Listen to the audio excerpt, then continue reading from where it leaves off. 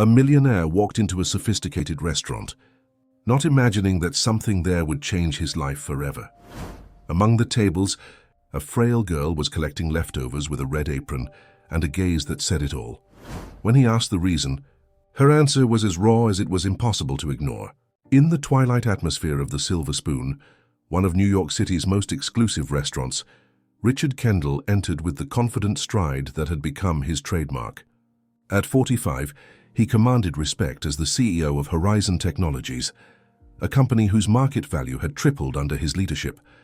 His tailored Armani suit and the subtle platinum watch on his wrist were silent testaments to his success. Yet tonight, something else would capture his attention. As the maitre d' led him to his usual corner table, Richard noticed a small figure moving between the tables. A child, no more than 5 years old, wearing an oversized red apron, was carefully gathering leftover food into a small plastic container. The girl's methodical movements suggested this wasn't play but purpose. Her eyes, though young, held a seriousness that seemed profoundly out of place on such a small face. Richard watched, momentarily forgetting about his business dinner. The restaurant staff seemed to ignore the child completely, as if her presence was routine.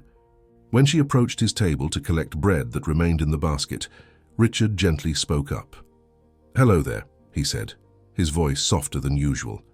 "That's quite a job you're doing." The girl looked up, startled. Her brown eyes widened with apprehension, but she didn't run away. Instead, she straightened her small shoulders and replied, "It's my reward. I help clean and they let me take food home." Her voice was clear and articulate, surprising Richard. "Your reward?"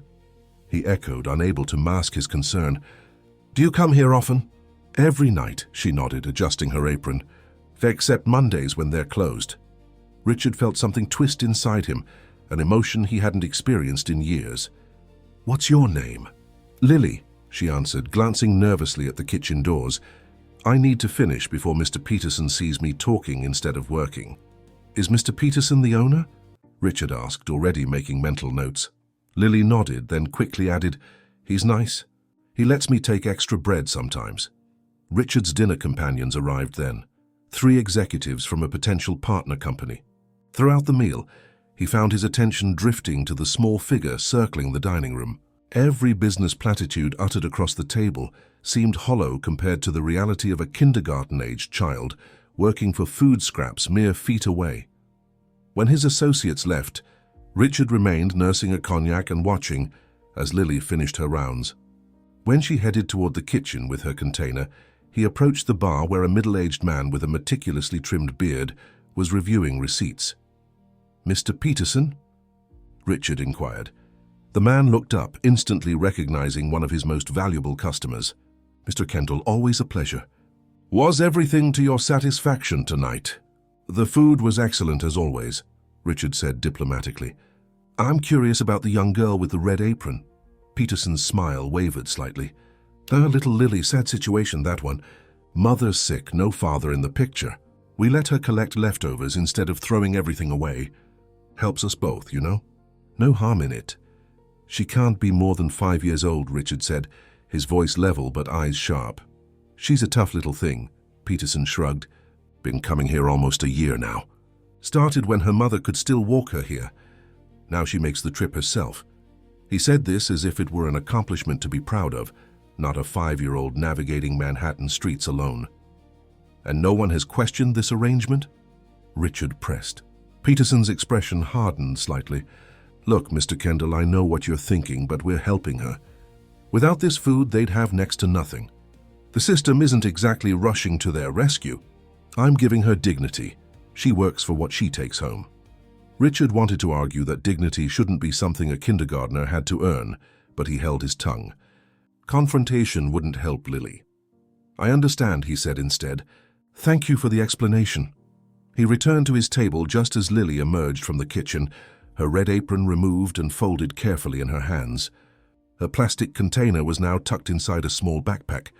She wore a thin jacket that seemed inadequate for the October chill outside. Following an impulse he didn't fully understand, Richard approached her. "Lily, it's getting dark. Would you like me to walk you home?" She assessed him with surprising wariness for someone so young. "My mom says not to go with strangers. Your mom is very wise, Richard nodded. My name is Richard Kendall. I eat here often. He pulled out his business card, something he never gave to just anyone, and handed it to her. Now I'm not a complete stranger. Lily took the card, studying it with remarkable concentration. You have a tall building, she said, recognizing the Horizon Technologies logo. I do, Richard smiled. And I promise I just want to make sure you get home safely. After a moment's hesitation, Lily nodded. Okay, but I know the way myself. I'm not a baby. I never thought you were, Richard said, holding the door open for her. Outside, the contrast between the restaurant's warmth and the city's evening chill was stark.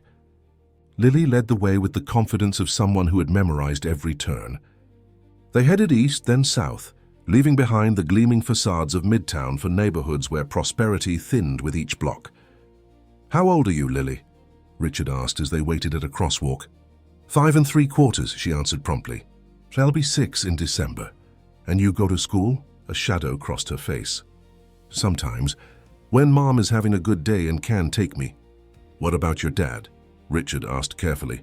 He went away, Lily said matter-of-factly. Mom says he wasn't ready to be a father. That happens sometimes. The simple acceptance in her voice made Richard's chest tighten. They turned down a narrower street, where storefronts had security gates and apartment buildings showed signs of neglect. Lily led him to a 5-story walk-up, its facade crumbling in places. I live on the 4th floor, she explained. The elevator doesn't work anymore. Richard followed her up the stairs, noticing how she carefully held the railing, how the building smelled of damp and old cooking. When they reached the 4th floor, Lily approached a door at the end of the hallway and knocked in a specific pattern. Mom, it's me, she called. I brought food. The door opened slowly to reveal a woman who might once have been beautiful, but now appeared gaunt, with dark circles under her eyes.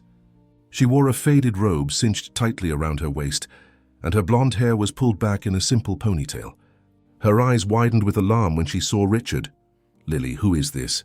She asked, her voice hoarse but protective, as she pulled her daughter closer. This is Mr. Richard, Lily explained. He has a building. He walked me home because it's dark. Richard extended his hand. Richard Kendall. I apologize for the intrusion, Miss Thompson.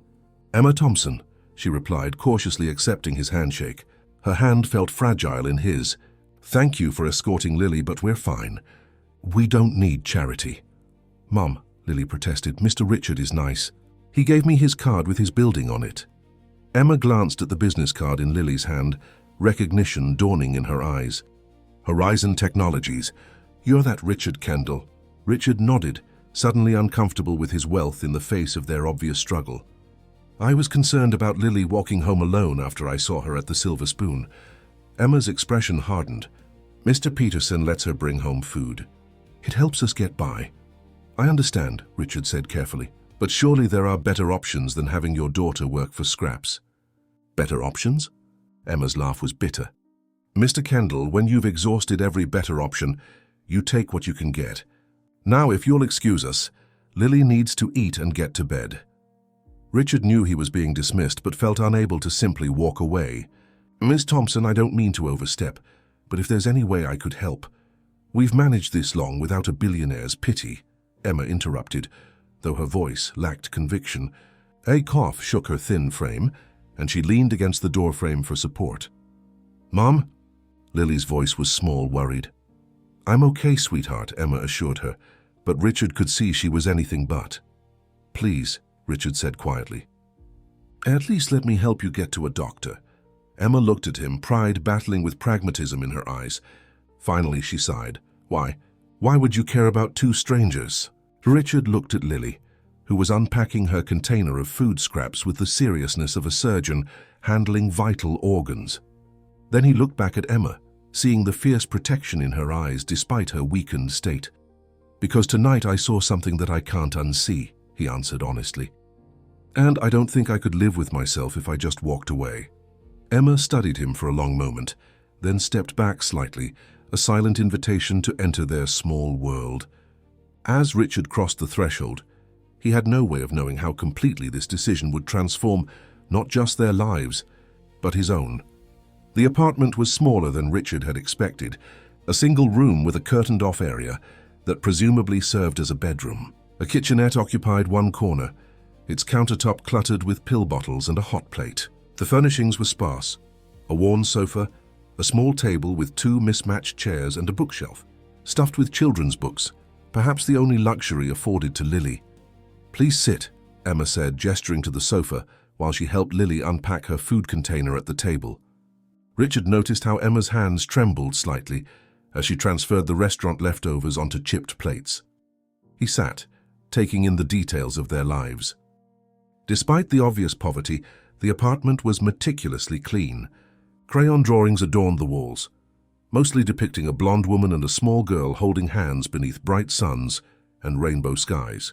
On the windowsill, a row of small plants grew in repurposed cans, a touch of life and color in the otherwise bleak space. "What exactly do you do at Horizon Technologies, Mr. Kendall?" Emma asked as she settled Lily at the table with her dinner, a hodgepodge of half-eaten bread rolls, vegetable sides, and what appeared to be portions of steak trimmed from customers' plates. "Please, call me Richard," he said. "I'm the CEO. We develop software solutions for healthcare systems." He paused, watching as Emma took only a small portion for herself, leaving the majority for her daughter. "Biz Thompson, won't you eat more?" "Emma," she corrected him. "And I'm not very hungry tonight." Lily looked up from her plate. "Mom always says that. She gives me the big parts and takes the small parts." Emma shot her daughter a gentle look of reproach. "Lily, remember our conversation about some things being private?" Richard reached for his phone. "Would you mind if I ordered some dinner for all of us? I haven't eaten properly myself." "We don't need," Emma began. "Pizza," Lily interjected hopefully, then immediately looked down at her plate. "Sorry, Mom." Richard saw the conflict in Emma's eyes, pride warring with practical need. "Please," he said quietly, "for my sake, it would make me feel better about intruding on your evening." After a moment, Emma nodded slightly. Richard ordered, adding a grocery delivery with essentials he suspected they needed. While they waited, he gently steered the conversation toward Emma's condition. "How long have you been ill?" he asked. Emma sighed, twisting a loose thread on her robe. "It started about 18 months ago. Nothing dramatic: fatigue, persistent cough. I thought it was just stress." She glanced at Lily, who was now coloring at the table, seemingly absorbed but undoubtedly listening. "I was working 2 jobs then, trying to get back on my feet after my dad left," Lily supplied without looking up from her drawing. "Yes," Emma acknowledged softly. "Anyway, by the time I got to a clinic, what started as pneumonia had become something more complicated. Without insurance, I received basic treatment, but I needed follow-up care I couldn't afford." She shrugged, a gesture of resignation that struck Richard as profoundly unfair. "I lost my jobs because I couldn't keep up. Then the medical bills started piling up, and here we are." "What did you do before?" "For work?" Richard asked. A spark of something, pride perhaps, animated Emma's tired face. "I was a clothing designer. Not famous or anything, but I was building a reputation. I specialized in sustainable fashion, transforming discarded textiles into new pieces." She gestured toward a sewing machine in the corner, covered with a cloth. "I had an opportunity with Meridian Apparel about a year ago, a real breakthrough chance. Then suddenly the offer was withdrawn. They claimed to have received information that made me a liability." Richard frowned. "What kind of information?" "I never found out exactly, just that it was highly concerning and verified by multiple sources." Her laugh was hollow. "The closest I got to an explanation was a hint from an HR person who felt sorry for me. Apparently, the report suggested I had connections to labor exploitation in overseas manufacturing, which is absurd. My entire career was built on ethical production." Before Richard could respond, a knock at the door announced the food delivery. The arrival of hot pizza transformed the atmosphere. Lily's eyes widened at the sight of a whole pie just for them, and even Emma couldn't suppress a smile at her daughter's excitement. As they ate, Richard observed the dynamics between mother and daughter, the gentle corrections, the inside jokes, the way Emma wiped tomato sauce from Lily's chin without interrupting her enthusiastic story about a book she was reading at school. Despite everything, there was love here and resilience. When Lily began to yawn, Emma excused herself to put her daughter to bed behind the curtained area of the apartment. Richard heard soft murmurs and a child's giggle, then the rhythmic cadence of a bedtime story. He found himself listening intently, moved by the tender ritual unfolding just feet away. Emma returned looking exhausted but somehow lighter. "She wanted me to thank you for the pizza. She says it was the best day since her birthday." Richard felt a pang at how such a simple gesture could be considered a special occasion. "Emma, I want to help you both. Properly, not just with one meal." She stiffened. "Mr. Kendall." "Richard," he corrected gently. "Richard," she conceded. "I appreciate your concern, but we're not a charity case. We've managed this long." "Have you?" he challenged softly. "Your daughter is collecting food scraps instead of attending school regularly. You're clearly unwell and not receiving proper treatment. This isn't managing, it's surviving by the thinnest margin." Emma's eyes flashed. "You don't understand what it's like. The system isn't built for people who fall through the cracks. Every program has requirements we somehow don't meet. Every opportunity comes with catches we can't accommodate." She wrapped her arms around herself. "Do you think I want this for Lily? That I wouldn't give anything to change our circumstances?" "Then let me help," Richard insisted. "I have resources, connections. At minimum, you need proper medical care." "And then what?" Emma challenged. "You'll feel good about your charitable act and go back to your life, while we're left to figure out the next step?"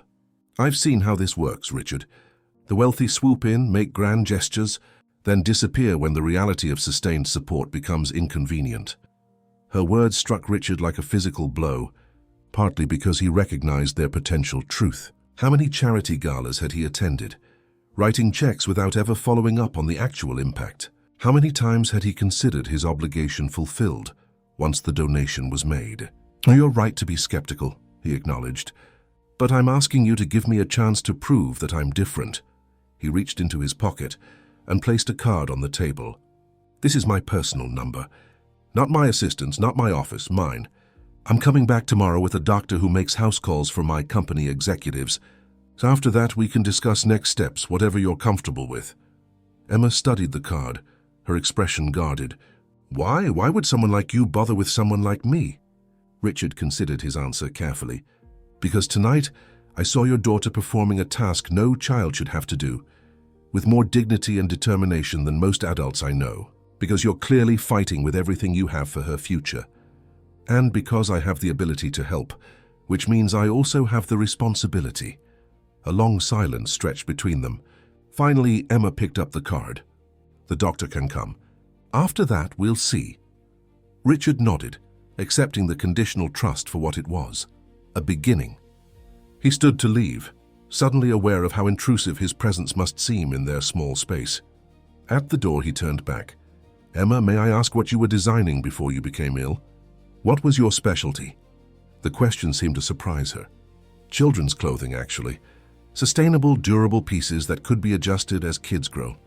"Why, just curious," Richard said. "I'll see you tomorrow." "Is 10 o'clock acceptable?" "We'll be here," Emma replied, a touch of wry humor in her voice. "Here it's not like we have a busy social calendar." Richard left the building and stepped into the night, the contrast between the world he'd just left and the one he was returning to stark in its inequity. His driver was waiting at the curb, having tracked Richard's phone location as instructed earlier. "Back to the penthouse, sir?" the driver asked as he held the car door. "Yes, James," Richard replied, his mind already churning with plans and phone calls he would need to make. Tomorrow would bring challenges. He knew that arranging medical care was just the first step in what would likely be a complicated situation. His business associates would question his involvement, his board might see it as a distraction, and there was the matter of exactly how far his assistance should extend.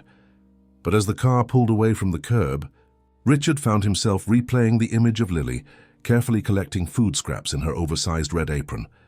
Her small face set with determination beyond her years, and he knew with unexpected certainty that he was already past the point of simply walking away. In his penthouse that night, surrounded by designer furniture and floor-to-ceiling windows showcasing Manhattan's glittering skyline, Richard found himself standing in his immaculate kitchen, staring at the contents of his refrigerator.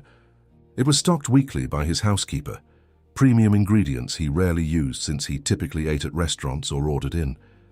The abundance suddenly seemed obscene compared to the carefully rationed leftovers in Emma and Lily's apartment. He closed the refrigerator door and moved to his home office, opening his laptop.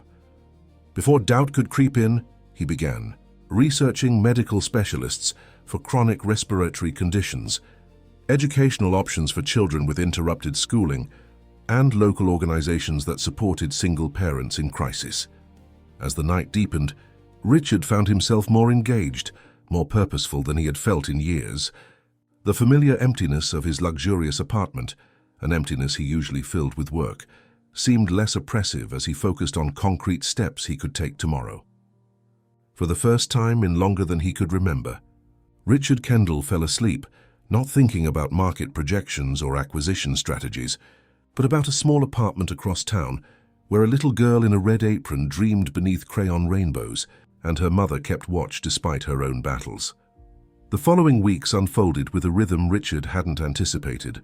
Dr. Eleanor Chen, his company's top medical consultant, diagnosed Emma with a treatable but serious respiratory condition exacerbated by prolonged pneumonia and inadequate medical care. The treatment plan was comprehensive: medication, proper nutrition, regular checkups, and critically, a healthier living environment. "That apartment is making her worse," Dr. Chen told Richard privately after her third visit. "The building has moisture issues, possibly mold. She needs clean air and less stress to fully recover." Richard nodded, already formulating plans. He'd secured Emma's permission to cover her medical expenses, presenting it as a temporary arrangement until she could get back on her feet. Pride made her resistant initially, but Lily's needs proved a powerful motivator. Today marked his 11th visit in 3 weeks. Richard knocked on the apartment door, carrying grocery bags and a children's book he'd spotted in a bookstore window. The door opened to reveal Lily, her face lighting up when she saw him. "Mr. Richard, did you bring the strawberry yogurt?" She bounced on her toes, a dramatic change from the serious child he'd first encountered. "Hello to you too," he chuckled, stepping inside. "And yes, it's in the blue bag." Emma emerged from the bathroom, her hair damp from a shower, looking marginally healthier than when they'd first met. The dark circles under her eyes had lightened, and she'd regained a hint of color in her cheeks. "Sorry, I wasn't expecting you for another hour," she said, self-consciously tightening the belt of her robe. "My last meeting finished early," Richard explained, setting down the groceries. "I can come back if this isn't a good time." "No, it's fine. Let me just get dressed." Emma disappeared behind the curtain while Lily eagerly unpacked the groceries, arranging items with surprising meticulousness for a 5-year-old. Richard had learned that this was typical Lily, mature beyond her years in some ways, yet still very much a child in others. The first time he'd brought her a stuffed animal, she'd stared at it in confusion before carefully placing it on a shelf for special occasions. It had taken gentle encouragement from both Richard and Emma to convince her that toys were meant to be played with, not preserved. Emma returned wearing simple jeans and a sweater, both well-worn but clean. "You didn't need to bring more groceries. We still have plenty from last time." "Consider it selfish," Richard replied with the easy banter they'd developed. "I'm coming for dinner tonight, remember? I'm just ensuring there's something edible." This was their arrangement now. Richard would join them for dinner twice a week, bringing groceries under the pretense that he was tired of restaurant food and missed home cooking.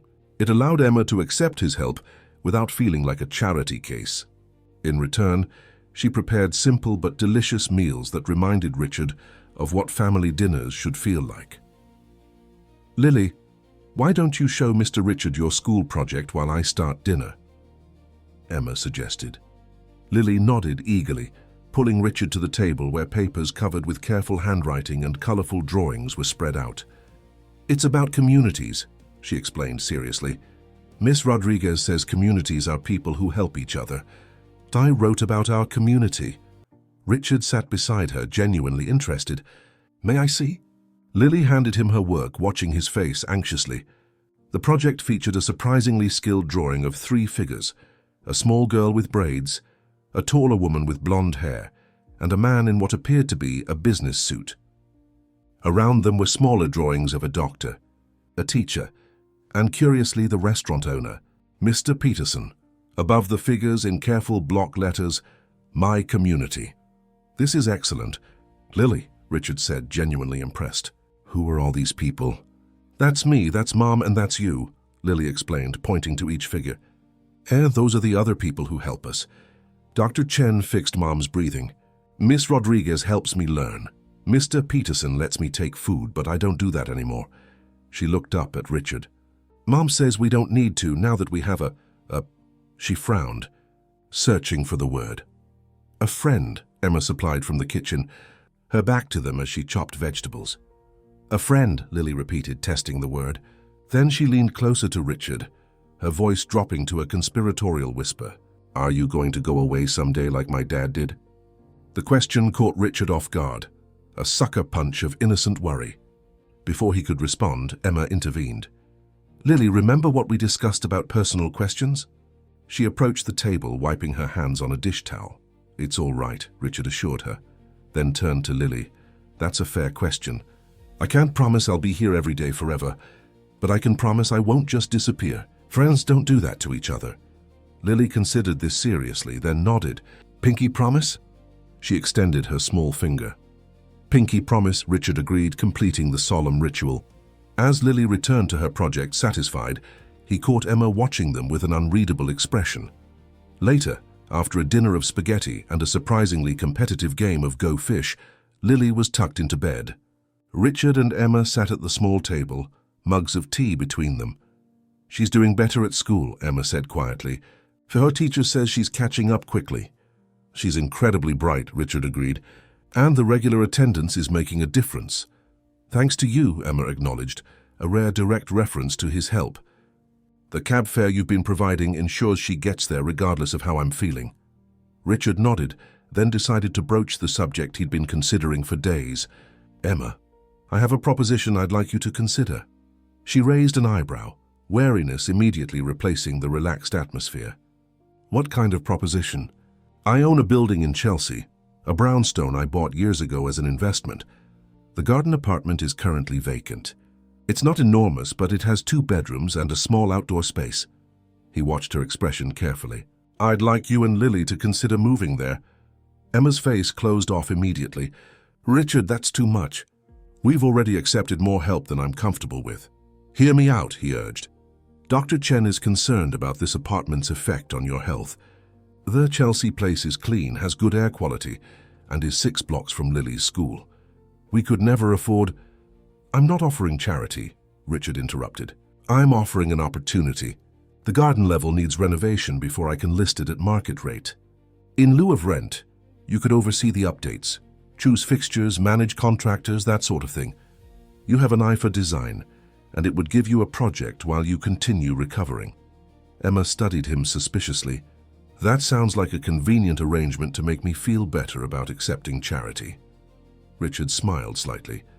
Maybe partially, but I genuinely do need someone to manage the renovation, and you genuinely do need a healthier living environment. It's mutually beneficial. And what happens when the renovation is complete?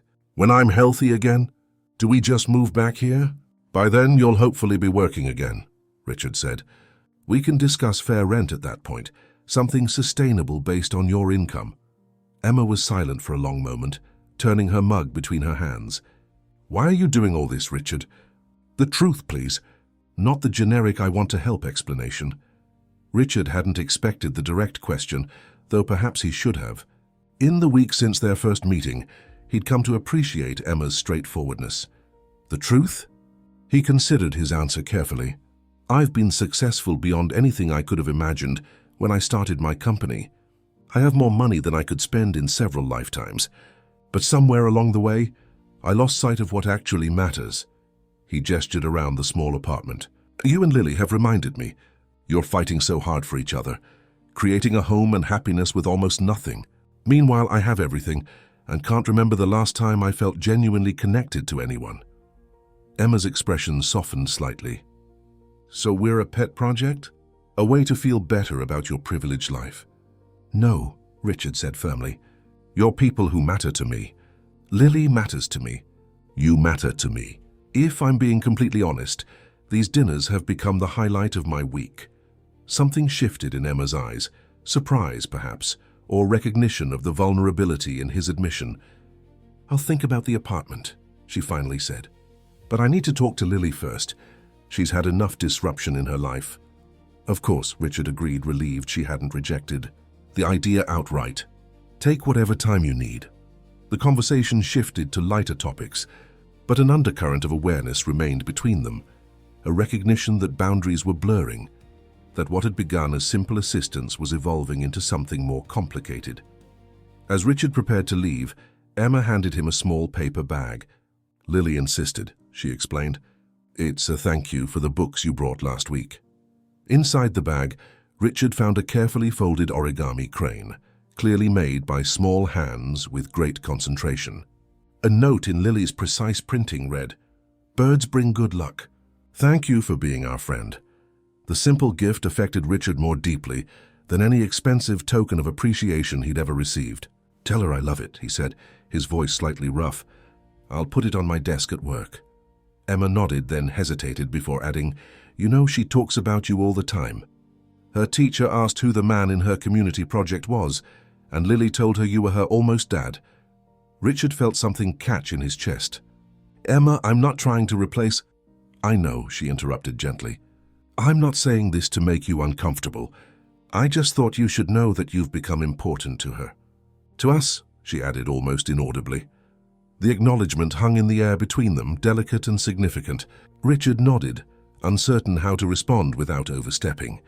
"I'll call tomorrow about the apartment viewings," he said finally. "No pressure, just information." As his car pulled away from the curb, Richard found himself in unfamiliar emotional territory. In the corporate world, he navigated complex relationships with confidence, always aware of the underlying motives and potential outcomes. But this situation defied his usual analytical approach. His involvement with Emma and Lily had begun as compassion, but was transforming into something he couldn't quite define, something that both exhilarated and terrified him. His phone buzzed with a text from Julian Niles, his second-in-command and oldest friend at Horizon. "Where have you been disappearing to these days? Board members are noticing your early exits. We need to talk." Richard sighed, realizing he'd been neglecting certain aspects of his professional life. Julian had always been his most pragmatic advisor, focused relentlessly on the company's interests above all else. He wouldn't understand Richard's growing preoccupation with a struggling single mother and her daughter. "Tomorrow," he texted back, then silenced his phone. For tonight, at least. He wanted to preserve the warmth he felt from Lily's paper crane and Emma's quiet acknowledgement. Tomorrow would bring complications enough. Julian Niles waited in Richard's office, examining the origami crane now perched prominently on the otherwise meticulously organized desk. At 50, Julian was still trim and energetic, with sharp features and calculating eyes that missed nothing. As Horizon's chief strategy officer, he had been instrumental in the company's rise, often making the hard decisions that Richard sometimes shied away from. "Interesting decoration," Julian remarked when Richard entered. "Not your usual taste." Richard set down his briefcase. "A gift from a friend." "A friend with children, apparently," Julian observed, "or perhaps the artistic skills of one. Which brings me to my concern." He leaned forward. "You've missed 2 board dinners, rescheduled meetings with major investors, and disappeared every afternoon for weeks. People are talking, Richard." "I'm handling my responsibilities," Richard replied more defensively than he'd intended. "Are you? Because from where I'm sitting, you seem distracted." "And in our position, distraction is weakness." Julian's voice remained calm, reasonable. "We're in the final stages of the Medicore acquisition. The board expects your full attention." Richard nodded, acknowledging the point. "You're right. I'll be more present going forward." Julian studied him, clearly unsatisfied with the response. "Who is she?" "Excuse me?" "The woman who's suddenly commanding so much of your time." "Is it serious? Because if it's just a fling, may I suggest waiting until after the acquisition?" Richard felt a flare of irritation. "My personal life isn't company business, Julian." "It is when it affects company performance," Julian countered smoothly. "Look, I'm not judging. God knows you deserve some happiness after Sarah." He referred to Richard's ex-wife, whose divorce settlement 3 years earlier had been as public as it was acrimonious. "Just be careful. The board remembers how that distracted you." "This is different," Richard said firmly. Julian raised an eyebrow. "So there is someone interesting." He leaned back. "Well, whoever she is, I hope she's worth the attention you're diverting from the company you built." The conversation shifted to business matters, but Richard remained unsettled. Julian knew him too well, could read the changes in him with uncomfortable accuracy. More concerning was the reminder of his responsibilities to Horizon, responsibilities he couldn't simply set aside, no matter how compelling his reasons. Later that afternoon, Richard sat in a coffee shop near Emma's apartment, waiting for her. They had viewed the Chelsea brownstone that morning, and he'd left her to discuss it privately with Lily. The cafe was modest but clean, the kind of place that hadn't yet fallen victim to gentrification. Emma arrived looking thoughtful, a folder tucked under her arm. "Sorry I'm late," she said, sliding into the booth across from him. "Lily's teacher wanted to talk about her progress. Good news, I hope?" "Very good," Emma smiled. "She's thriving. The teacher says she's showing academic abilities well above grade level, especially in reading and math." Richard felt a disproportionate surge of pride. "That's fantastic." "It is," Emma agreed, then took a deep breath. "About the apartment, we'd like to accept your offer. Lily was so excited about having her own room that I couldn't bear to disappoint her."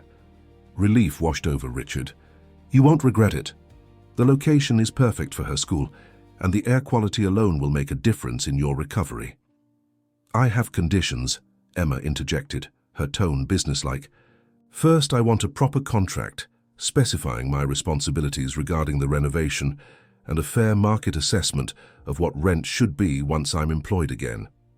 Of course, Richard agreed immediately. "Second, I want to contribute something now. I can't pay rent yet, but I've been thinking." She opened the folder and removed several sketches. "These are designs I've been working on. Children's clothes that can adjust as they grow. The concept is sustainable fashion that reduces waste and saves parents money." Richard examined the sketches, impressed by their detail and innovation. "These are excellent, Emma. I want to try selling them," she said. "Maybe just online at first, but eventually building a small business. I'd use part of any profits to contribute toward our living expenses." "I think that's a wonderful idea," Richard said sincerely. "I could help you set up a—" "No," Emma interrupted firmly. "I appreciate your offer, but I need to do this myself. What I would like is your business perspective, advice, not funding." Richard nodded, respecting her determination. "I'm happy to advise. These designs really are remarkable, Emma, especially this adjustable waistband concept." "Thank you," she said, a hint of color touching her cheeks at the praise. "I've been sketching whenever I have energy. It feels good to be creating again." As they continued discussing her business ideas, Richard was struck by her resilience and vision. Despite everything she'd endured, Emma hadn't lost sight of her passion or her determination to stand on her own. Their conversation was interrupted by Richard's phone buzzing insistently. He checked the screen, frowning at Julian's name. "I'm sorry, I should take this." "It's my CSO." Emma nodded. "Go ahead. I'll get us refills." Richard answered as she walked to the counter. "Julian, what's so urgent?" "Where are you?" Julian demanded without preamble. "In a meeting. Why?" "A meeting that's not on your calendar, with someone who's not part of Horizon again." Julian's voice was tight with frustration. "Richard, I've just come from damage control with the Peterson Group. They were expecting you at the lunch presentation." Richard closed his eyes, cursing inwardly. He'd completely forgotten the meeting. "I apologize." "Something came up. Something or someone?" Julian asked pointedly. "Look, I've had my assistant reschedule, but the Peterson representatives weren't happy." "This isn't like you, Richard." "It won't happen again," Richard promised, watching as Emma ordered at the counter. Her profile in the afternoon light struck him with unexpected force, the quiet dignity she maintained despite everything. "It better not," Julian warned. "By the way, I've been meaning to ask, what's this research request you sent to legal about Meridian Apparel's hiring practices?" "That's nowhere near our industry." Richard tensed. He'd asked the legal department to look into Emma's situation with Meridian, hoping to understand what had happened. "Just exploring potential partnerships. Nothing concrete." Julian sounded skeptical. "Well, whatever it is, try to stay focused on Medicore for the next few weeks. We've worked too hard to lose momentum now." After ending the call, Richard sat troubled. Julian was right. He had responsibilities he couldn't ignore. a company depending on his leadership. Yet as Emma returned with fresh coffee, he couldn't bring himself to regret the time he'd invested in helping her and Lily. "Problem at work?" she asked, sliding his cup toward him. "Nothing serious," he assured her. "Just a scheduling conflict." Emma studied him with unexpected perception. "Richard, I've been meaning to ask, is your involvement with us causing issues for you professionally? Because the last thing Lily and I want is to complicate your life." "You haven't," he said firmly. "Your phone has rung 6 times during our coffee," Emma pointed out gently. "And you keep checking emails. It's okay if you need to focus on your company right now." Richard was struck by her consideration, how even in her difficult circumstances, she was concerned about imposing on him. "My work is always demanding," he admitted, "but helping you and Lily has given me perspective I didn't realize I was missing." Emma smiled slightly. "Still, we understand priorities. You built your company from nothing. Lily and I would never want to jeopardize that." The conversation shifted to moving logistics, but Richard remained preoccupied with the balance he was struggling to maintain. For the first time in years, his focus was divided, and he wasn't entirely comfortable with the feeling. 2 days later, as movers transported Emma and Lily's modest belongings to the Chelsea brownstone, Richard received an unexpected call from his legal department. "Mr. Kendall, about that Meridian Apparel inquiry," began Andrea Hayes, his head counsel. "We found something concerning. The complaint file against Emma Thompson wasn't just suspicious. It appears to have originated from within Horizon." Richard froze. "What are you saying?" "The documentation submitted to Meridian claiming Ms. Thompson was involved in labor exploitation came from a Horizon email server," Andrea explained. "It was anonymous, but the digital trail leads back to us." "That's impossible," Richard said. "We have no connection to Meridian or the fashion industry." "That's what makes it so strange," Andrea agreed. "The information was damaging enough that Meridian immediately rescinded their offer to Ms. Thompson. It claimed she had been involved in a sweatshop scandal in Indonesia, completely fabricated, as far as we can tell." "Who sent it?" Richard demanded. "We're still tracing that," Andrea replied. "The account was created and deleted the same day, but whoever did it knew our systems well enough to cover their tracks. It had to be someone with significant internal access." After ending the call, Richard sat stunned. Someone at Horizon had deliberately sabotaged Emma's career opportunity. But who? And why target a struggling designer with no apparent connection to the company? The question plagued him as he arrived at the brownstone to help Emma and Lily settle in. The garden apartment had been professionally cleaned and painted in preparation for their arrival. Though modestly furnished, it was a world away from their previous living situation. Lily's excitement was infectious as she explored her new bedroom, marveling at the small garden visible through her window. "Mom, there's a squirrel out there. Can we feed him?" Emma smiled, looking more relaxed than Richard had ever seen her. "We'll have to research what's healthy for squirrels first." As they unpacked, Richard watched their interactions, struck by how quickly they adapted to their new surroundings, finding joy in simple things like a functional kitchen and reliable hot water. It reinforced his determination to uncover who had interfered with Emma's career. That evening, after Lily was asleep, Richard and Emma sat in the small garden. The autumn air crisp but not yet cold. "Thank you," Emma said quietly, "not just for the apartment, but for believing in us." "You don't need to thank me," Richard replied. "If anything, I should thank you and Lily. You've reminded me what matters." Emma studied him in the dim light. "Something's troubling you, though. You've been distracted all evening." Richard hesitated, unsure whether to share what he'd learned. Finally, he decided on honesty. "The legal team discovered something about your situation with Meridian Apparel. The false information that cost you the job apparently came from someone at my company." Emma stared at him. "Your company?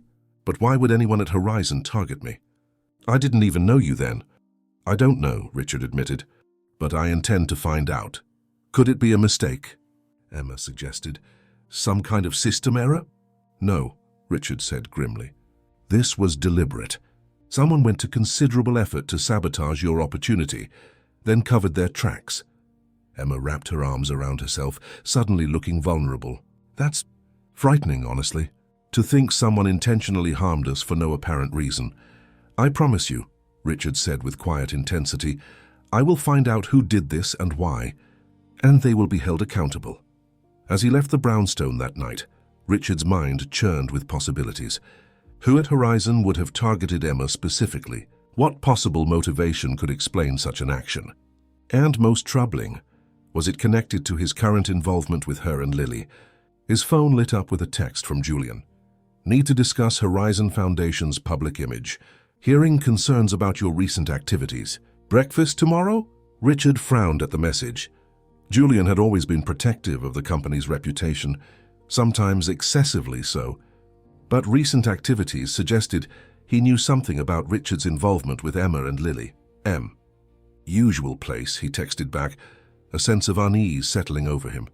Whatever was happening, Richard couldn't shake the feeling that he was missing something important, that beneath the surface of his good intentions lay complications he hadn't anticipated. And somehow Julian Niles seemed to be at the center of it all. The Gramercy Park Hotel's restaurant was nearly empty at 8 in the morning, just as Julian preferred. He sat at their usual corner table, scanning financial reports while occasionally glancing at the entrance. When Richard finally arrived, Julian noted his rumpled appearance with a critical eye. Late night? Julian inquired, setting aside his tablet. Richard signaled for coffee. Early morning. What's so urgent about the Foundation's image? Julian studied him for a moment before speaking.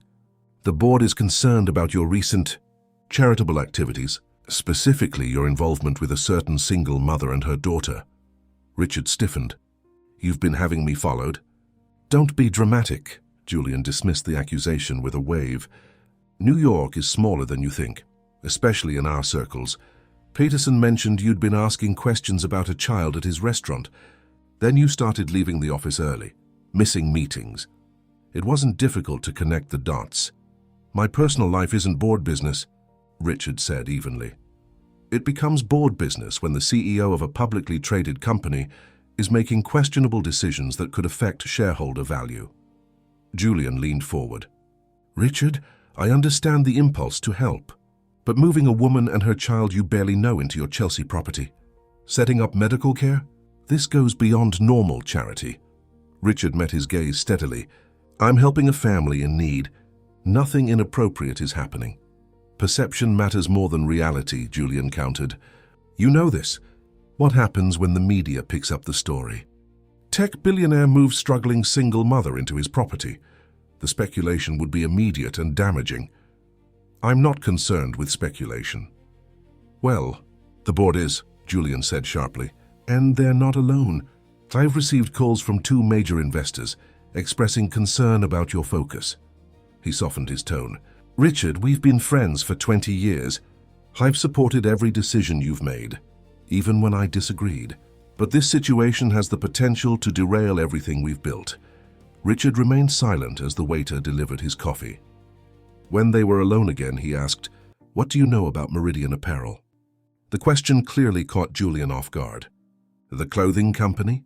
Nothing beyond their market position. Why? Someone from Horizon sent them false information about Emma Thompson a year ago, destroying her career opportunity, Richard said, watching Julian's reaction closely. Our legal team confirmed it. Julian's expression revealed genuine surprise, then calculation. That's concerning, but I fail to see the relevance to our current discussion. The relevance is that someone deliberately targeted Emma before I ever met her, Richard explained. Which raises the question, why would anyone at Horizon care about a struggling fashion designer with no connection to our industry? Julian frowned. Industrial espionage happens all the time, Richard. Some ambitious employee might have been doing opposition research for a friend at Meridian's competition. It doesn't have to be a conspiracy. Richard studied his oldest friend, searching for any sign of deception. Julian met his gaze steadily, his concern appearing genuine. Perhaps, Richard conceded, but I intend to find out who was responsible. As you should, Julian agreed smoothly. Corporate security breaches can't be tolerated, but that doesn't address the board's concerns about your current involvement with this family. What exactly is it you want from me, Julian? Julian sighed. Distance, professionalism. Set the family up with resources if you must, but maintain appropriate boundaries. Better yet, delegate their care to the foundation. We have programs designed for exactly these situations. And if I don't, then I can't protect you from the board's reaction, Julian said simply. They're already discussing contingency plans for leadership transition. The threat hung in the air between them. Richard had always known Julian to be ruthlessly pragmatic, but this level of interference felt unprecedented. I'll take it under advisement, Richard said finally, signaling the conversation was over. Now, if there's nothing else, I have an actual scheduled meeting to attend. As he left the restaurant, Richard's mind raced. Julian's concerns about company image weren't unfounded. The media would certainly sensationalize his involvement with Emma and Lily if it became public. Yet something about Julian's intensity felt disproportionate, almost personal. Throughout the day, Richard immersed himself in work, determined to prove his professional focus remained sharp.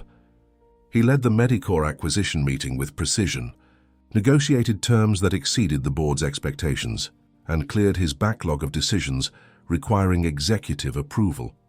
Only when the office had emptied did he return to the question of who had sabotaged Emma's opportunity at Meridian. With most of the staff gone, Richard accessed the company's server logs himself, searching for any trace of the anonymous account mentioned by legal. Hours into his search, a pattern emerged. The account had been created using administrative credentials that only a handful of executives possessed. More concerning, the timing coincided perfectly with Meridian's announcement of their Sustainable Children's Clothing Initiative, the exact program Emma had been hired to develop. Richard sat back, troubled. This wasn't random corporate espionage. Someone had targeted Emma specifically in response to her potential position at Meridian. But why would anyone at Horizon care about a small fashion initiative? He was still pondering this question when his phone rang. It was Emma. "I'm sorry to call so late," she began, her voice tense. "But something strange happened today.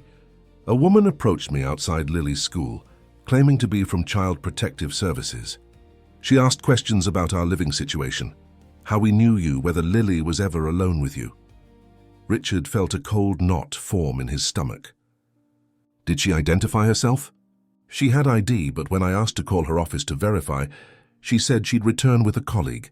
I've been trying CPS all afternoon. They have no record of an investigation involving Lily." "Where are you now?" Richard asked, already gathering his things. "Home. Lily's asleep." "Richard, what's happening?" "I don't know yet," he admitted. "But I'm coming over. Don't open the door for anyone until I get there." The drive to Chelsea gave Richard time to process this new development. The timing was too perfect to be coincidence. The day after Julian warned him about his involvement with Emma and Lily, a fake CPS worker appears asking pointed questions. Someone was escalating the pressure, attempting to frighten Emma or gather information that could be used against them. Emma met him at the door, visibly relieved by his arrival. "I feel like I'm being paranoid," she said as they sat in the living room. "But after what you told me about Meridian—" "You're not paranoid," Richard assured her. "This is connected." "Did the woman take any photos or notes?" "She was recording our conversation on her phone," Emma recalled. "Said it was standard procedure." Richard nodded grimly. "They're building something, documentation, a narrative." "But why?" Emma asked, genuine bewilderment in her voice. "We're nobody. What possible threat could Lily and I pose to anyone?" The question haunted Richard as he checked the apartment's security, ensuring all windows and doors were properly locked. The brownstone had a modern security system he'd had installed before they moved in, but he found himself wishing he'd implemented more extensive measures. "I think," he said carefully, "that you're not the target." "I am?" Emma stared at him. "That makes even less sense. Why would hurting us hurt you? We've only known you a few weeks." Richard hesitated, then decided on complete honesty. "Because in those weeks you and Lily have become important to me. More important than some people at Horizon are comfortable with." Understanding dawned in Emma's eyes. "You think someone from your company is behind this?" "I can't prove it yet," Richard admitted. "But yes, I do." Emma was quiet for a long moment. "Richard, Lily and I appreciate everything you've done for us. But if our presence in your life is causing these kinds of problems, perhaps we should—" "Don't," he interrupted more forcefully than intended. Don't suggest pulling away as the solution. That's exactly what they want. The intensity of his response surprised them both. Richard took a breath, moderating his tone. Emma, before I met you and Lily, my life was nothing but work. Endless meetings, acquisition strategies, profit margins. I was successful by every conventional measure and completely empty inside. He met her gaze directly. You two have reminded me there's more to life than quarterly reports and stock prices. Emma's expression softened. Richard, I'm glad we've had a positive effect on your life. But I have to think about Lily's safety and well-being first.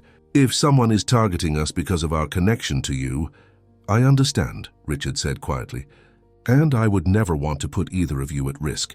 If you feel it's best to create distance between us, I'll respect that decision. But please know I'm capable of protecting you both if you'll let me. The vulnerability in his request hung between them. After a long moment, Emma reached out and took his hand, the gesture bridging more than just physical distance. We're not going anywhere, she said firmly. Whoever is doing this doesn't get to decide who's in our lives. But we need to be smart about this, Richard. For Lily's sake. Relief washed over him, followed immediately by renewed determination.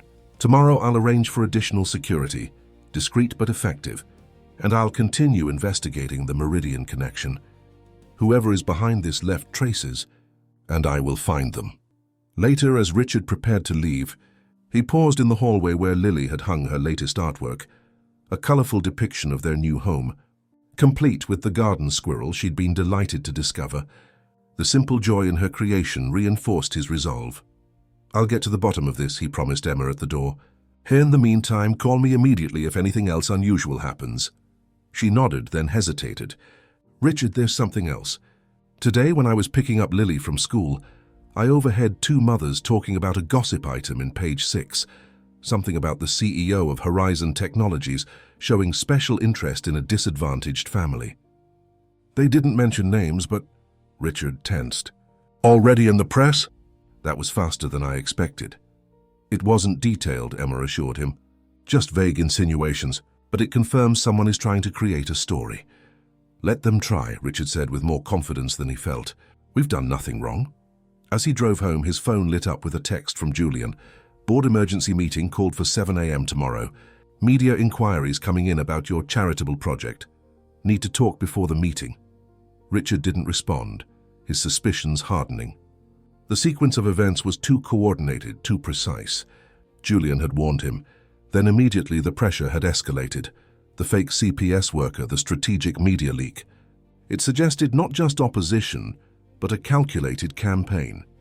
In his penthouse, Richard pulled out his laptop and began compiling everything he knew.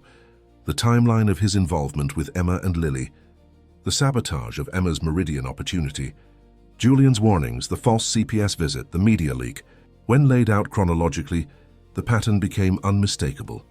Each escalation perfectly timed for maximum impact. This wasn't just about protecting Horizon's image. This was personal, meticulous, and increasingly dangerous. As midnight approached, Richard received an email from Andrea in legal. The subject line read simply, "Found something. The attached document was a buried record of a Horizon subsidiary. One, Richard barely remembered approving, making a significant investment in a direct competitor to Meridian's sustainable children's clothing initiative. The timing of the investment, 1 week after Emma Thompson was removed from consideration for the Meridian project. The subsidiary's executive director, a former college roommate of Julian Niles."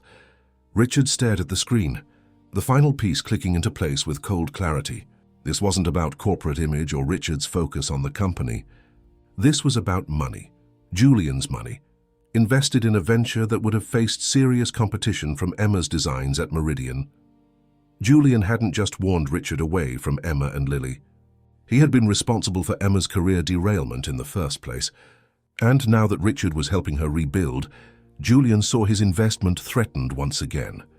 The realization settled over Richard like ice. His oldest friend, his most trusted advisor, had deliberately destroyed a woman's career for financial gain, then watched her and her child suffer the consequences, without a flicker of remorse. The question now was how far Julian would go to protect his investment, and how Richard would respond when they faced each other across the boardroom table in just a few hours. Dawn broke over Manhattan as Richard arrived at Horizon headquarters, the early hour ensuring the lobby was nearly empty. He'd spent most of the night preparing, gathering evidence and planning his approach. Now, as he rode the elevator to the executive floor, he steeled himself for the confrontation ahead. Julian was waiting outside the boardroom, impeccably dressed as always, fair tablet in hand and concern etched on his features. "Finally," Julian said, glancing at his watch. "The board is assembling. We need to align our strategy before—" "No," Richard interrupted calmly. "We don't?" Julian blinked, taken aback by the steel in Richard's voice. "Richard, you're not thinking clearly. This situation with the Thompson woman has become a liability. Page 6 is just the beginning. I've had calls from the Journal and—" "When did you decide to target Emma specifically?" Richard asked, watching Julian's reaction closely. "Was it when Meridian announced her hiring, or did you know about her designs before that?" Julian's expression flickered, surprise quickly masked by confusion. "What are you talking about?" "Kidgrow," Richard said, naming the competing children's clothing company Julian had invested in. "Emma's adjustable clothing concept would have made their fixed-size model obsolete. That's why you had to make sure she never got to Meridian." The calculated bewilderment on Julian's face would have been convincing to anyone who hadn't known him for 20 years. "Richard, I have no idea what you're implying. If you're suggesting I had something to do with your charity case's employment history—" "Stop," Richard cut him off sharply. "I have the records, Julian. The anonymous account that sent the false information to Meridian was created using your administrative credentials. I have the server logs, the timing of your investment through Horizon's subsidiary, everything." The mask slipped then, just slightly, a tightening around Julian's eyes, a recalculation visible in his expression. "Even if that were true," Julian said carefully, "which I categorically deny, what exactly do you think you can prove? A technical glitch in our server logs? A routine investment decision? Please." His tone grew conciliatory. "Richard, we've been friends too long for this kind of absurd accusation. Whatever you think you found has an explanation." Richard studied the man he'd trusted for 2 decades, seeing him clearly perhaps for the first time. "Did you send the fake CPS worker too? Or just arrange for the page 6 leak?" Julian's smile was thin. "Now you're being paranoid. This is exactly what the board is concerned about. Your judgment is compromised. This woman and her child have become an unhealthy fixation." "An unhealthy fixation," Richard repeated. "That's your diagnosis. Not that I simply recognized a wrong that needed to be righted." "Call it whatever makes you feel noble," Julian shrugged. "The board won't see it that way. They'll see a CEO who's neglecting his responsibilities, making questionable personal decisions, and now hurling wild accusations at his CSO to justify his behavior." For a moment, Richard almost doubted himself. Julian had always been persuasive, his confidence so absolute it could make reality seem malleable. But then Richard remembered Emma's face when she described losing her opportunity at Meridian, remembered Lily carefully collecting food scraps while wearing that oversized red apron. "Let's take this inside," Richard said, gesturing toward the boardroom. "I'm interested to hear how you'll explain everything to the full board." Julian's expression hardened. "Think carefully, Richard. Once we go through those doors, there's no turning back. For either of us." "I'm counting on that," Richard replied. The boardroom fell silent as they entered. 12 people sat around the massive table, their expressions ranging from concern to curiosity. Eliza Warren, the chairwoman, spoke first. "Richard, Julian, thank you for joining us at this early hour. We've called this emergency session to address the situation developing in the press regarding—" "If I may, Eliza," Richard interjected politely, "I believe there's a more fundamental issue the board should consider first." She gestured for him to continue, her sharp eyes assessing. Richard remained standing, deliberately positioning himself apart from Julian. "For the past month, I've been helping a single mother and her 5-year-old daughter who were in desperate circumstances. This assistance has apparently become a source of concern for some." He glanced briefly at Julian. "What you may not know is that this situation connects directly to Horizon in a troubling way.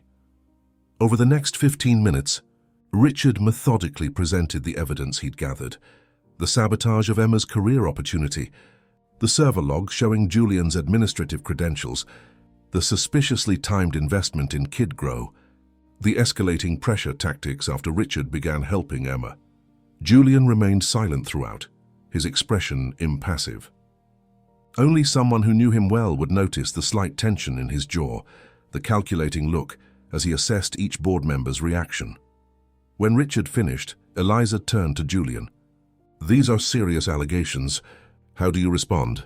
Julian's laugh was dismissive. "With all due respect to Richard's investigative skills, this is a desperate attempt to justify behavior that has raised legitimate concerns among our investors. Yes, I was involved with the KidGrow investment. It's proven quite profitable for our portfolio. No, I did not sabotage some random designer's career. The server credentials could easily have been compromised. Richard is seeing conspiracies where there are only coincidences. And the timing," Richard pressed. "Emma was hired by Meridian to develop exactly the kind of adjustable children's clothing that would compete directly with KidGrow's product line. 1 week after anonymous information destroys her opportunity. You invest in KidGrow through a Horizon subsidiary most board members don't even know exists. Business opportunities emerge constantly," Julian countered smoothly. "We pursued a promising investment. That's our job." The board members exchanged glances, clearly uncomfortable with the conflict unfolding before them. Eliza studied both men, her expression unreadable. "What is it you're asking for, Richard?" she finally asked. "An internal investigation," Richard replied. "Conducted by an independent party with full access to our systems. If I'm wrong, I'll accept whatever consequences the board deems appropriate for making false accusations. But if I'm right," he looked directly at Julian, "then we need to address not just an ethical breach but potential legal liability." Julian's calm facade cracked slightly. "This is absurd. We're wasting valuable time that should be focused on the Medicore acquisition. Richard has allowed a personal charity project to cloud his judgment. And now he's dragging the entire board into his melodrama." "Actually," came a new voice from the doorway, "I think we should hear more." All heads turned to see Andrea Hayes from legal, holding a folder and looking apologetic for the interruption. "Ms. Hayes," Eliza acknowledged with surprise, "this is a closed board meeting." "I apologize for the intrusion," Andrea said, "but I've discovered additional information relevant to this discussion." She glanced at Richard. "Information I was only able to verify an hour ago." Richard nodded for her to continue, ignoring Julian's darkening expression. Andrea opened her folder. "In reviewing the server logs more thoroughly, we found that the anonymous account that contacted Meridian Apparel was accessed from a specific IP address, Mr. Niles's home network. Additionally, we've uncovered emails between Mr. Niles and executives at KidGrow discussing a potential obstacle, being permanently removed from consideration at Meridian." She placed the documents on the table. "The timing matches precisely with Ms. Thompson's dismissal." The room fell silent as board members processed this new information. Julian's expression had gone completely still, his eyes calculating as he assessed his position. "Furthermore," Andrea continued, "we've traced the recent media leak about Mr. Kendall's involvement with the Thompson family to a PR firm that exclusively represents KidGrow, the same firm that appears to have arranged for someone to impersonate a Child Protective Services worker." Eliza Warren's expression hardened as she turned to Julian. "Is this true?" Julian's response was measured, his tone reasonable despite the damning evidence. "Business requires difficult decisions, Eliza. You know this better than most. Yes, I protected our investment in KidGrow. Yes, I was concerned about Richard's growing obsession with this woman and her child. Everything I've done has been to protect Horizon's interests. By destroying an innocent woman's career," Richard demanded. "By subjecting a 5-year-old child to poverty and hardship." Julian's laugh was cold. "Don't be so dramatic, Richard. There are thousands of struggling single mothers in New York alone. This one simply had the misfortune of designing something that threatened a valuable investment." His gaze swept the room. "Each of you has made similar calculations. You've simply had the luxury of distance from the consequences." The board members shifted uncomfortably, avoiding eye contact. Richard realized with a sinking feeling that while Julian's actions might disturb them, they weren't entirely shocked. The ruthless pursuit of profit often involved casualties. Julian had simply been indiscreet enough to get caught. Eliza finally broke the silence. In light of this information, I believe we need to temporarily relieve Mr. Niles of his duties, pending a full investigation. She turned to Richard. As for your involvement with the Thompson family, while your intentions appear honorable, the board remains concerned about potential impacts on Horizon's public image. Richard straightened, suddenly clear about the choice before him. With respect, Eliza, if the board's primary concern is public image rather than the fact that our company was used to deliberately harm an innocent family, then perhaps my priorities no longer align with Horizon's. The implication hung in the air. Julian's smile was faint but triumphant. He recognized the opening Richard had just provided. Are you threatening to resign, Richard? Eliza asked carefully. I'm stating a fact, Richard replied. I founded this company to create technology that helps people. Somewhere along the way, profit became the only metric that mattered. I can't continue to lead a company that values its stock price over basic human decency. Julian seized the opportunity. This emotional response perfectly illustrates my concerns. Richard is willing to abandon the company he built, putting thousands of jobs at risk, all for a woman he barely knows. I know enough, Richard said firmly. I know Emma Thompson is a talented designer who had her career destroyed by corporate greed. I know her daughter Lily has shown more courage and dignity at 5 than many adults ever manage. And I know I can't continue to lead Horizon if we're unwilling to acknowledge and rectify the harm we've caused. The ultimatum silenced the room. Board members exchanged uneasy glances, calculating the impact of losing their founder and CEO against the public relations nightmare that could unfold if the full story emerged. Eliza's expression was unreadable as she considered Richard's position. Perhaps we should take a brief recess to consider. Her suggestion was interrupted by Richard's phone ringing. He glanced at the screen, immediately concerned when he saw Emma's name. Excuse me, I need to take this. Stepping into the hallway, Richard answered urgently. Emma, is everything all right? Her voice was tight with fear. Richard, Lily is missing. I went to wake her for school and she's not in her bed. The apartment door was unlocked. Ice flooded Richard's veins. Have you called the police? Yes, they're on their way, but Richard... Emma's voice broke. There was a note on her pillow. It said, if I go away, nobody will have to fight anymore. She must have overheard us talking last night about the person targeting us. I'm coming right now, Richard said, already moving toward the elevator. Stay there in case she's just hiding somewhere in the building. When he returned to the boardroom to collect his things, the tension was palpable. I have to go, he said simply. Emma's daughter is missing. Julian's expression flickered with what might have been genuine concern, or perhaps just calculation. Richard, I'm sure there's a simple explanation. Children wander off. Enough, Richard cut him off. This has gone far enough. A 5-year-old child is missing because she believes she's the cause of our conflict. Whatever happens next between us, Julian, remember that. As Richard turned to leave, Eliza spoke up. The board hasn't dismissed you, Richard. We haven't even voted on any action. Richard paused at the door. Right now, I don't care. There's a frightened little girl out there who matters more than any vote, any company, any position. That clarity at least I can thank Julian for. The elevator descent felt interminable. Richard's mind raced with possibilities. Where would a 5-year-old go if she wanted to remove herself from a situation? What places would Lily consider safe or familiar? As he burst into the lobby, his phone buzzed with a text from Emma. Police arrived. Checking building security cameras. Richard's driver was waiting outside, alerted by a hasty text during the elevator ride. Chelsea as fast as you can, Richard instructed, sliding into the back seat. As the car navigated morning traffic, Richard found himself mentally retracing Lily's known routines. School, the park 2 blocks from the brownstone, the small bakery where he sometimes took her for treats. None seemed likely as a destination for a child trying to go away. Then it hit him, the Silver Spoon, the restaurant where he'd first seen her, where she'd felt she had purpose and contribution. It was familiar territory where she'd been independent before. Change of plan, Richard directed his driver. Midtown, the Silver Spoon restaurant. The driver nodded, changing course.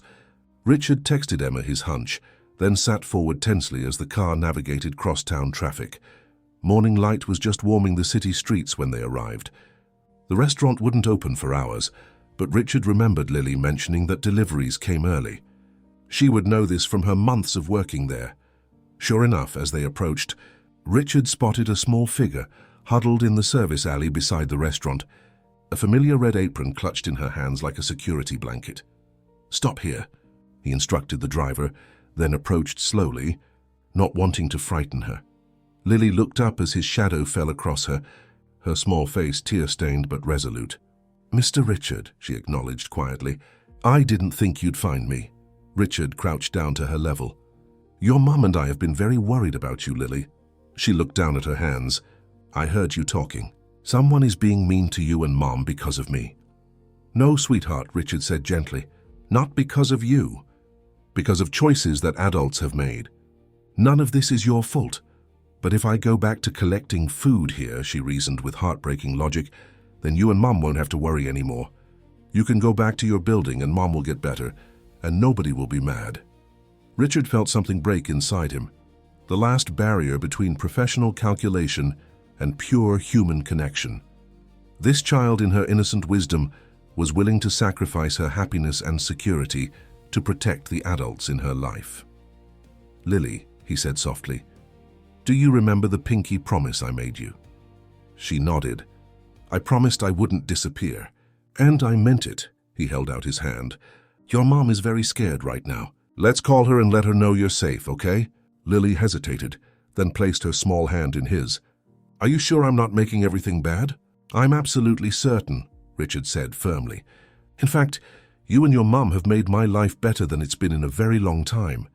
As he lifted Lily into his arms, her red apron still clutched in one hand, Richard felt a certainty settle over him.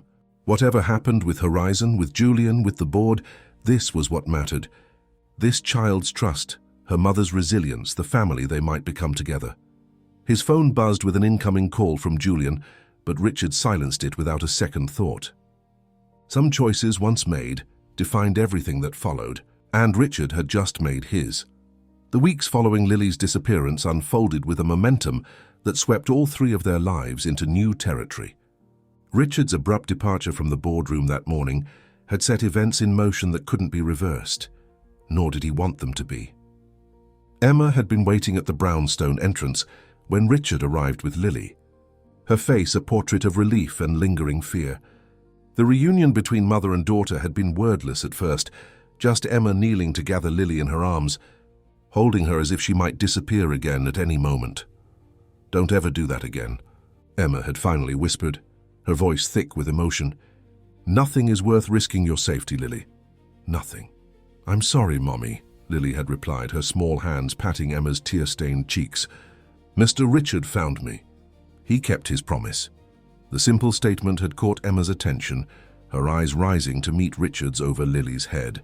Something had passed between them in that moment, an acknowledgement of boundaries crossed, of connections deepened beyond simple charity or gratitude. Now, 3 weeks later, Richard sat in his temporary office in a WeWork downtown, finalizing the press release that would formally announce his resignation as CEO of Horizon Technologies. The board had initially refused to accept it, fearful of investor reaction, but Richard had been adamant. After Julian's actions came to light, continuing as if nothing had happened was impossible. Julian himself had been placed on administrative leave pending investigation, but Richard harbored no illusions about the likely outcome. Men like Julian Niles rarely faced real consequences. At worst, he would receive a golden parachute and land softly at another corporation within months. The system was designed to protect its own. A knock at the door interrupted Richard's thoughts. His new assistant, Maya, poked her head in. "Emma Thompson is here to see you." Richard straightened, surprised. "Show her in, please." Emma entered, looking transformed from the woman he'd first met. Health had returned to her face, confidence to her posture. She wore a simple but stylish outfit, her own design, he knew, and carried a portfolio under her arm. "Is everything all right?" Richard asked, concerned by the unexpected visit. "Lily is fine," Emma assured him with a smile. "She's at school excelling in Ms. Rodriguez's class." She set her portfolio on his desk. "I came to show you something." Richard gestured for her to sit. "I'm intrigued." Emma opened the portfolio to reveal professional photographs of children modeling clothing, pieces he recognized as her designs, now brought to life in vibrant fabrics. "The samples are finished, 5 complete outfits with the adjustable features fully implemented." "Emma, they're remarkable," Richard said, genuinely impressed as he examined the detailed photos. "When did you manage this?" "I've been working while Lily's at school," she explained. "A former colleague from design school connected me with a small manufacturing cooperative in Brooklyn. They're committed to ethical production methods, which aligns perfectly with my vision." Pride radiated from her as she turned to another page showing the clothes from different angles, demonstrating how they could be adjusted to accommodate a growing child. "What do you think?" "Be honest." "I think they're brilliant," Richard said sincerely. "The designs are beautiful, and the functionality is unlike anything I've seen. You've solved a real problem for parents." Emma's smile widened. "That's not all." She revealed the final page, a formal letter with the Meridian Apparel letterhead. "They've reconsidered my application. After the truth about the false accusations came out, they reached out to apologize and discuss a potential collaboration." Richard felt a surge of satisfaction. Following his resignation announcement, the full story of Julian's interference had leaked to the press, not through Richard, who had maintained a dignified silence, but through other Horizon employees disturbed by what had happened. The subsequent media coverage had not only cleared Emma's name but generated interest in her innovative designs. "That's wonderful news. Emma, you deserve this opportunity." She studied him for a moment. "What about you? Any regrets about stepping down?" Richard shook his head. "None. The company will continue without me. The board appointed Eliza Warren as interim CEO, which was actually my recommendation. She has integrity." "And your new venture?" Emma asked, gesturing around the modest office space. A smile touched Richard's lips. "Kendall Foundation is officially incorporated. We'll focus on supporting single parents with entrepreneurial ambitions, providing not just funding, but mentorship, childcare solutions, healthcare, the things that make success actually possible." "It suits you," Emma said softly. "Much better than endless acquisition meetings." "It does," Richard agreed, "though I'm still adjusting to the smaller office." They shared a laugh, the ease between them, a testament to how far they'd come from that first night in her apartment. "There's something else I wanted to discuss," Emma said, her expression growing more serious. "It's about the brownstone apartment." Richard tensed slightly. "Is there a problem? Do you need repairs?" "No, nothing like that. It's—" She hesitated. "Now that I have this opportunity with Meridian, I'll be able to afford proper housing for Lily and myself. I want to start paying rent, real rent, not the nominal amount we agreed on during my recovery." "That's not necessary," Richard began, but Emma held up a hand. "It is to me. You've done so much, Richard, but I need to stand on my own. Lily and I both do." Her expression softened. "I'm not saying we don't want you in our lives. Quite the opposite. But the foundation of whatever relationship we build moving forward needs to be equality, not dependence." Richard considered her words, recognizing the truth in them. The pride that had initially struck him as stubborn when they first met now revealed itself as essential dignity, a core value he deeply respected. "I understand," he said finally. "We can draw up a proper lease agreement." Emma nodded, satisfied. "Thank you. And speaking of Lily, she has a presentation at school next Friday. Community Helpers Day. She's asked if you would come." "I wouldn't miss it," Richard promised. As Emma gathered her portfolio, preparing to leave, Richard was struck by how different she looked from the exhausted woman he'd met that first night. Not just healthier, but more alive, her natural vibrancy restored. "I'm proud of you, Emma," he said quietly. "What you've accomplished in just a few months is remarkable." She paused at the door. "I had help," she acknowledged.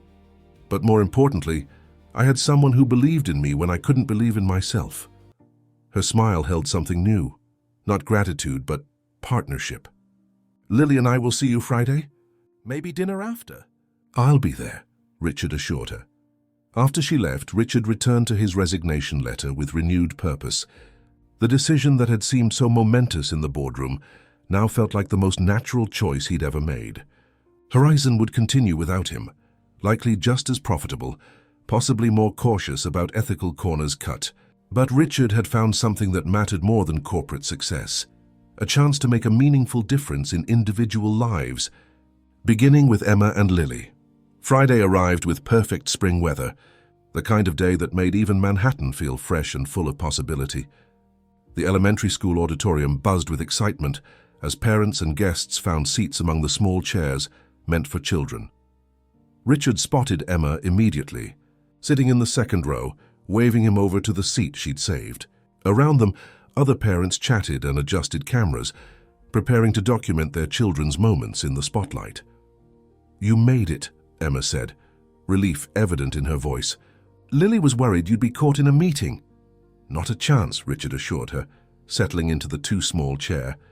"The foundation can function without me for a morning." The presentations began with the expected parade of children dressed as firefighters, doctors, police officers, and teachers, each explaining how their chosen community helper made the world better. Richard found himself genuinely entertained by the earnest explanations and occasional stage fright. When Lily's turn came, she walked confidently to the center of the stage, wearing not a costume but a simple dress, one of Emma's designs, Richard realized, recognizing the adjustable features cleverly incorporated into the seemingly traditional pattern. "My community helper doesn't have a uniform," Lily began, her voice clear and strong. "But he helps people find their way when they're lost."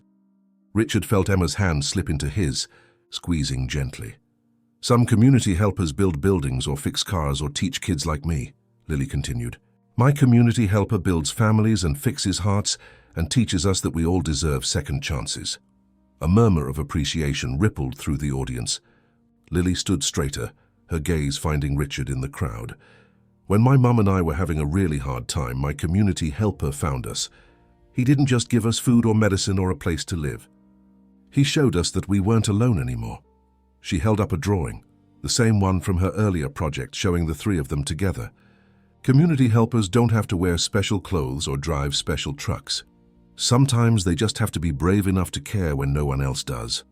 Richard felt his throat tighten with emotion as Lily concluded her presentation.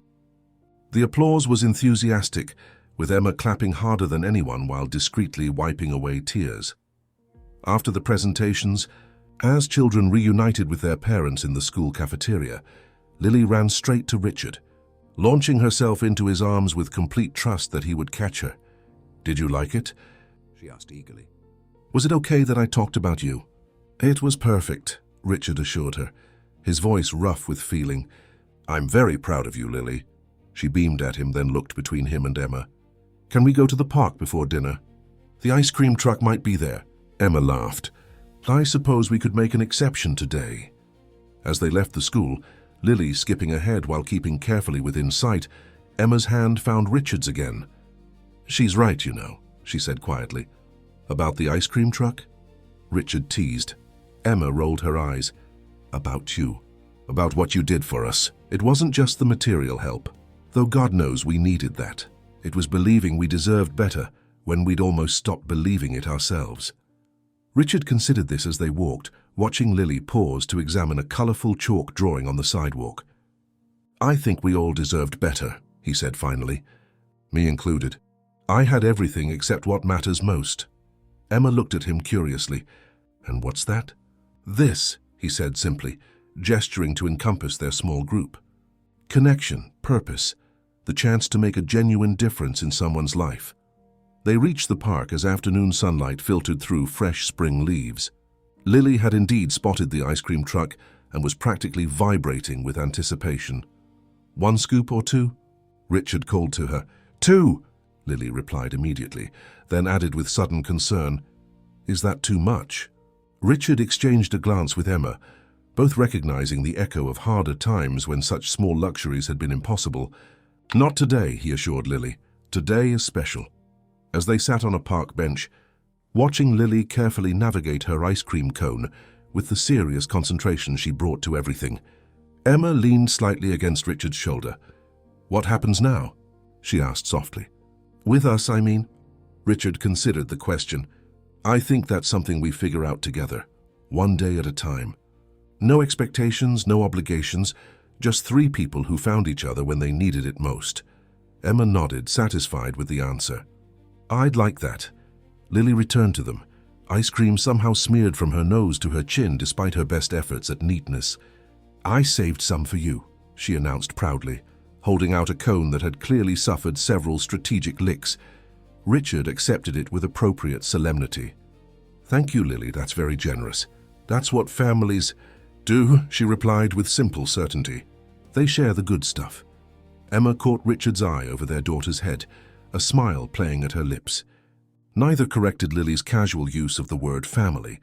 Perhaps definitions like Emma's remarkable clothing designs could adapt and grow to accommodate changing needs. As the afternoon lengthened into evening, the three of them walked together through the park, Lily between them, occasionally reaching for their hands when the path narrowed. To anyone observing, they might have appeared to be any family enjoying a spring day together, no hint of the extraordinary circumstances that had brought them to this moment. Richard reflected on the journey that had led him from that first evening at the Silver Spoon to this park bench.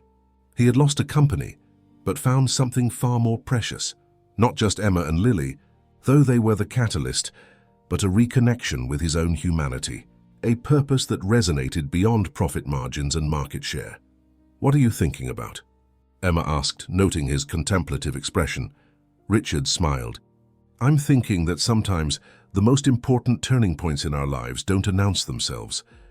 They arrive quietly, disguised as ordinary moments, like seeing a child in a red apron collecting leftovers in a restaurant.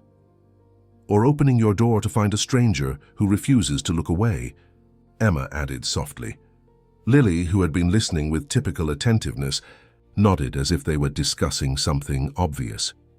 That's how you know it's important, she declared with the wisdom sometimes granted to children. The big stuff doesn't need to be loud.